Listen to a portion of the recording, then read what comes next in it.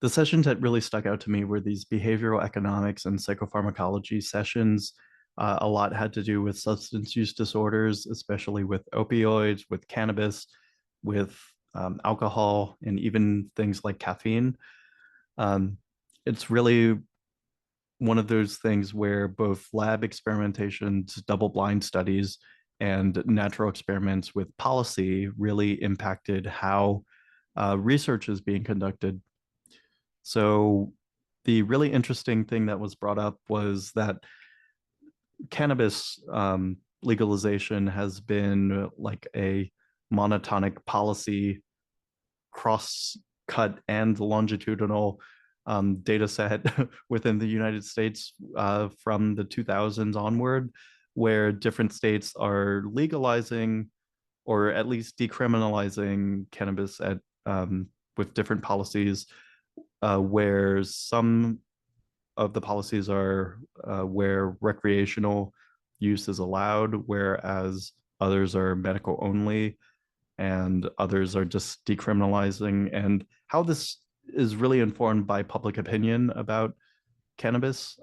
Same thing goes with other public health initiatives related to alcohol and um, tobacco use. And it was really fascinating just to see those kinds of interactions and policies and opinions and how people are um, perceiving the actual use within the US public. And then lab settings where we don't really know how these interactions are going to play out because we have or we haven't done a lot of these studies at scale within different contexts and under controlled conditions. Um, the set of experiments that was really captivating and really like clearly laid out was how the interactions between cannabis and alcohol and even caffeine, how they affected driving simulation. And that is a very real policy issue because their findings were that you could theoretically be under the legal limit for blood alcohol content and also, you know, a lower dose of cannabis and the length of how long it takes you to drive from point A to point B can have different interactions of how well you can actually do that. So the behavioral interventions and the kinds of behaviors related to um, the availability of these products, it's also very fascinating. The behavioral economic side was really testing out some experiments using crowdsourcing data like Prolific, which was very new to me. I haven't done that.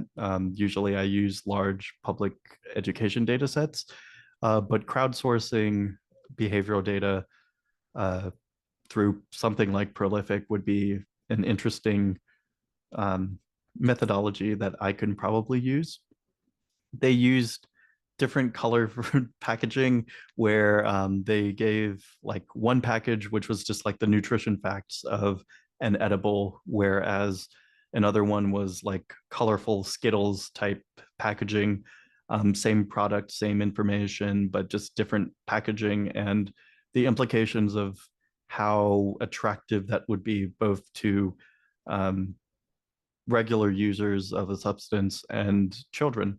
So it was very fascinating and very like clearly methodologically laid out.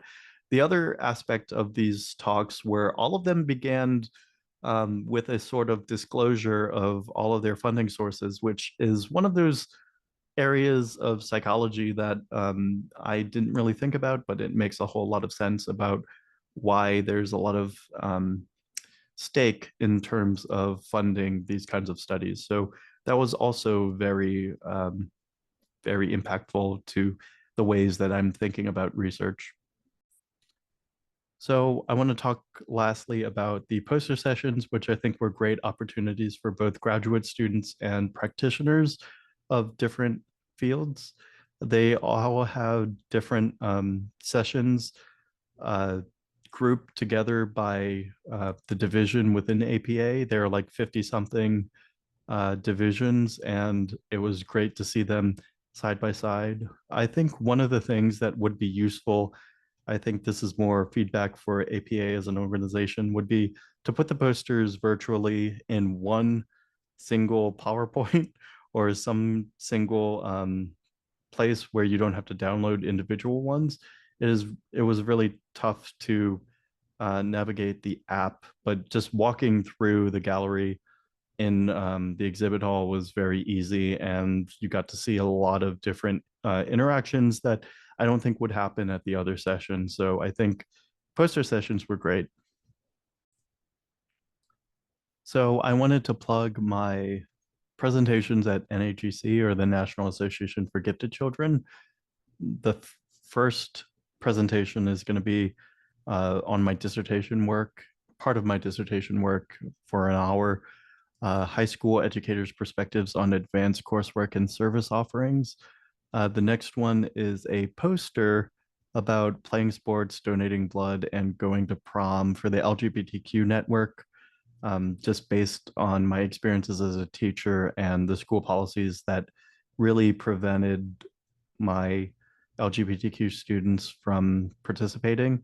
And as a professional ally, it's one of those things that this topic hasn't really been brought up a lot, especially within the gifted education space.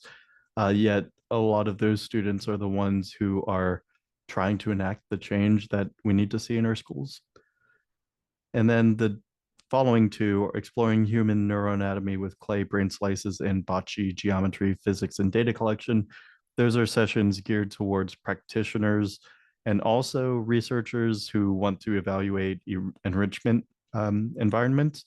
So those are hour-long roundtable sessions with hands-on activities that I've designed to be able to share with K-12 populations.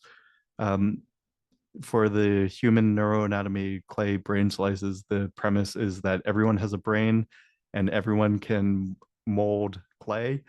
And then for the bocce geometry, physics, and data collection, that's mostly throwing stuff and measuring where they land and talking a little bit about precision and accuracy, but also calculating trajectories. So it's a multidisciplinary, fun way of connecting physical activity, even though it's just bocce, with academic exercises for advanced students. So that's it for today. I look forward to the APA conference in 2025 in Denver. And I also look forward to my conference in November for NAGC. So thanks for watching. Shinzo Sasageo, dedicate your hearts, and I will talk to you later. Bye.